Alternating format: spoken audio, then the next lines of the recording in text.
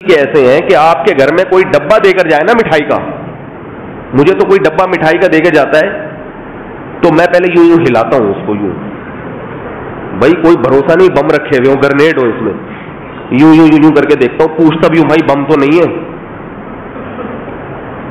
क्योंकि बहुत से उलमा इसी तरह शहीद हुए हैं, मिठाई के डब्बे पकड़ाए धुड़ुन राइट। और मिठाइयां मैं खाता नहीं हूं, लोग पता नहीं क्या समझते हैं, मौलवी लोग इतनी मिठाई खाते हैं, जो भी हदिया लेकर आता है मिठाई का डब्बा ले आता है, तो ठीक है कबूल करते हैं, बेचारा मोहब्बत से पेश कर रहा है, लेकिन अगर किसी के जहन में ये नजरिया है कि मौलवी साहब लड्डू खाते हैं बहुत ज्यादा, तो फिर ये गलत है।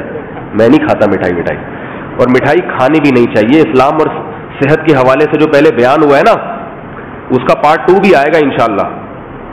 बहुत से लोगों के फोन आ रहे हैं कि भाई वो पार्ट 2 क्यों नहीं आ रहा, उसका वो बड़ा जबरदस्त बयान था, उसका सेकंड पार्ट भी आना चाहिए, तो वो मैं करूंगा इंशाअल्लाह। लेकिन पहले ही बता दूं, पार्ट 1 पे पहले अमल कर लें आप। एक आदमी ने सुबह सरहद से, एक पठान ने फोन किया, वो इंजीनियर है, वो स्विट्जरलैंड से पढ़कर आया है, बड़ा काबिल। उसने कहा मैंने आपका बयान सुन के बकरी खरीद ली है और उसका ताजा दूध निकाल के सुबह सुबह पीऊंगा इंशाअल्लाह। चलो एक आदमी को तो फायदा हुआ ना, बकरी का ताजा दूध निकाल के सुबह, मैंने कहा नाश्ते के बाद जब पियोगे तो फिर 2 महीने बाद तुमसे पूछूंगा तुम्हारी सेहत कैसी है। तो अगर इसी तरह कई लोग, ठीक है बकरी ना लेकर आए आप, अगर घर में जगह नहीं है तो आपकी बेगमात हमारा बयान सुनने से पाबंदी लगा देंगे आपको, ये क्या क्या कर रहे हैं। बकरी पालने के लिए बहुत ज्यादा जिगर और हौसला चाहिए। बकरी बहुत ढीठ जानवर है, बहुत शरारती जानवर है। तो और जो टोटके नुस्खे बताए हैं उस पर अमल कर लें तो इंशाअल्लाह अगला पार्ट भी आएगा। तो मैं ये कर रहा था, क्या बात थी ये बात कहां से, ये सेहत वाली बात कहां से शुरू हुई?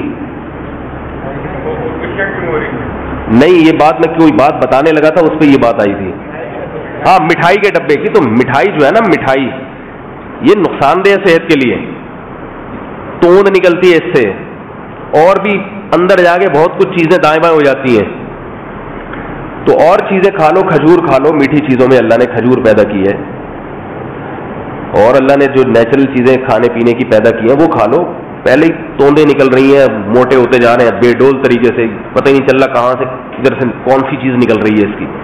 तो मिठाइयां खा के हमारे बड़े उलमा मिठाइयों के खिलाफ थे। हमने अपने शेख हजरत मुफ्ती रशीद अहमद साहब रहमहुल्लाह ताला को कभी नहीं देखा मिठाई खाते हुए, बहुत सख्त खिलाफ थे मिठाई के। ये खाने की चीज है, खाओ, पेट का निजाम सारा। और मैंने देखा है लोग दावतों में तसल्ली से पेट भर के खाना खाते हैं, उसके बाद फिर तसल्ली से उतना ही मीठा खाते हैं, तसल्ली के साथ, फिर कहते हैं पेट में कुछ अजीब सा कुछ फील हो रहा है। तो मैं ये कर रहा था कि डब्बा अगर कोई लाके दे ना, उस पे इत्मीनान नहीं होता कि इसमें कहीं कोई बम तो नहीं रखा हुआ। कितने मुश्किल हालात हैं या नहीं है।